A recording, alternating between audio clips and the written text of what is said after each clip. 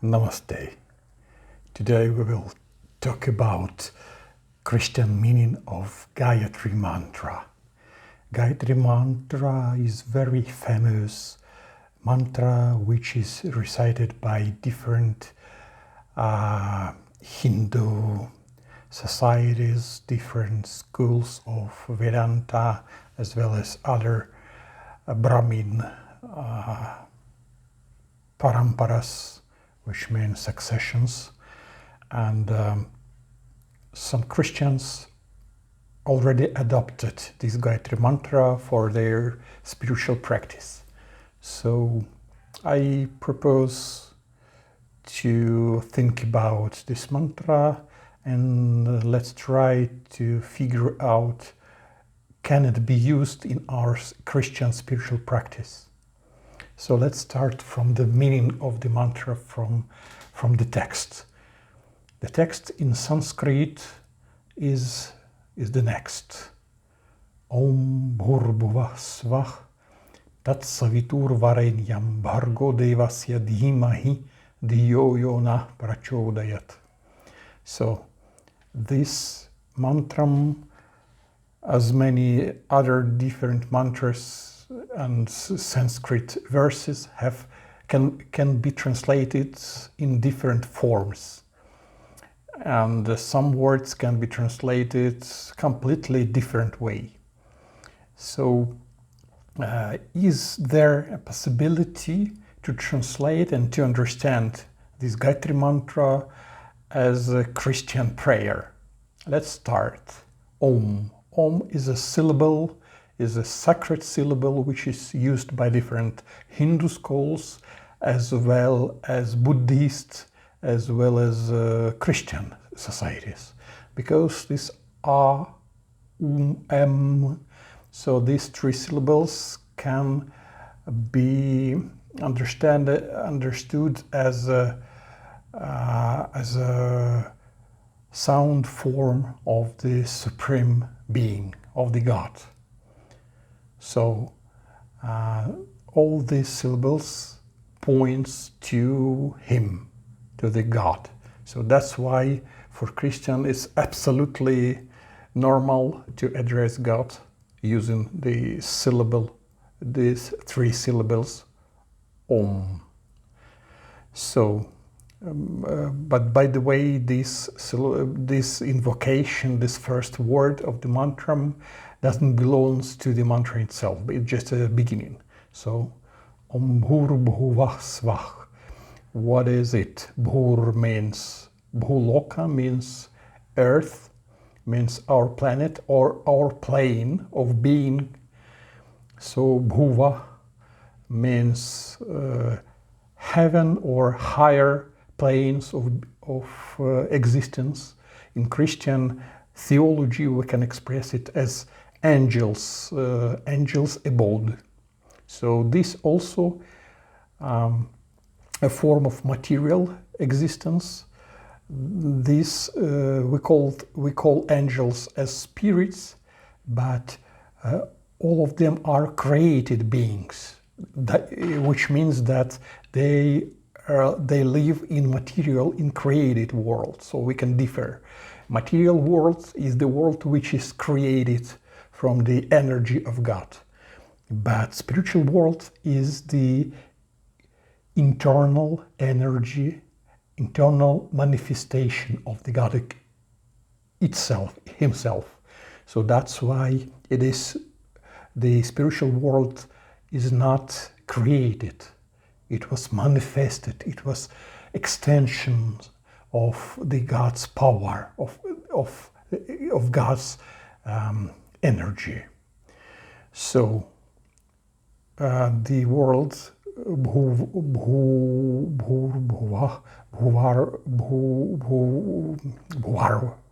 means this word points to the higher world, but this world is the world of angels, of created beings. So this is not the abode of God. But Svargaloka, or the world of the highest way of existence. We call them as the heaven, but heaven in the sense of the abode of God Himself. This world is completely spiritual, and all these three worlds are invocated in the beginning of the Gayatri mantra, which means that the Savitar Tat Savitar Varenyam. So Tat Savitur Varenyam. So this all these three planes of existence are enlightened by the light of that Savitar, of that sunshine God. Sometimes Savitar refers to the god of the sun, means like Surya, but this is not the proper understanding, because as some scholars say, like Dandekar, they researched the question and found that Savitar was god of eternal spiritual power. He was the person who is giving power to all other gods. So that's mean he was a kind of supreme god conception. So in this way we can refer Savitar to Jesus Christ. And the next word, Varenyam, also refers to Savitar as a chosen, as Messiah. So this is Jesus Christ. So Jesus is a Savitar, and Varenyam means Messiah, Jesus Christ. So that sunshine God, his splendor penetrates all these three planes of existence, Bhurvarstva and Bhargo Devasya Dhimahi, and his energy, his Shakti, Bhargo, his divine Devasya, divine Shakti of this God, we are meditating upon him. So the object of our meditation is his rays, his light. He enlightens all the spiritual and material planes of existence. Dhyo yona prachodayat. So let's him bless us. As we can say also that let him inspire our thoughts, our hearts, our ideas, our visions. Let us hear, let us accept his splendor, his rays, his light. Let's accept, meditate, and let him give us the inspiration. Let him be the inspirator of us. So this is the short meaning of the Brahma Gayatri or Gayatri mantra. Usually this mantra is given to Brahmans means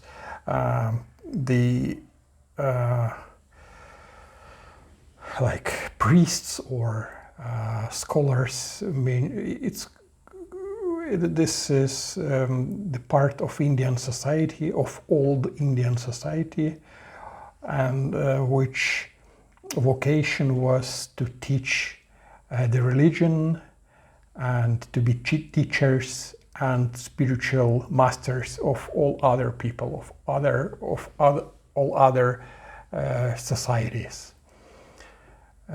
Usually Brahmans were born in families in Brahmanical families, but In Vedas, there are samples when some non-Brahmana can become Brahmana. Some rishis were, for example, Kshatriyas before they turned to Brahmin dignity. And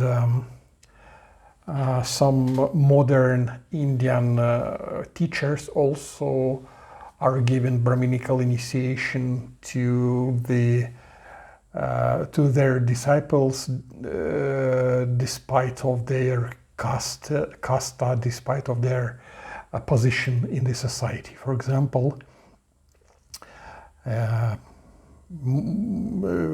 about 3 decades ago, I received such kind of initiation from Indian Brahminical guru, Bhaktisundar Govinda Maharaj. He was Brahmin, he was a spiritual teacher, and he gave me this Gayatri mantra and instructed me how to worship this spiritual Savitar. So when I converted to Christianity, when I took shelter from Jesus Christ, I restarted. I tried to re-understand the meaning of the Gayatri mantra, and in some time understood that it's completely possible to be recited by Christians. So that's why I'm using this mantra in my spiritual practice, along with Jesus prayer and other Christian prayers.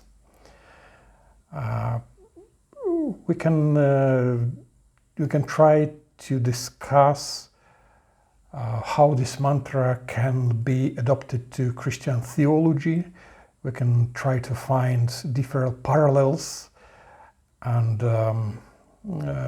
I'm sure that we will definitely find the proper citations. I don't want to do this right now. Maybe in future we can return to this. But the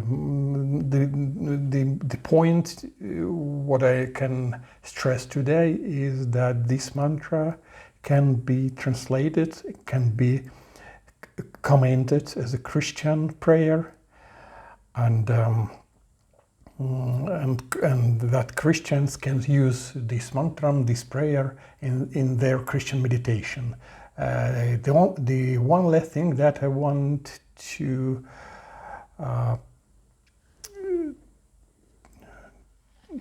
say, that we can be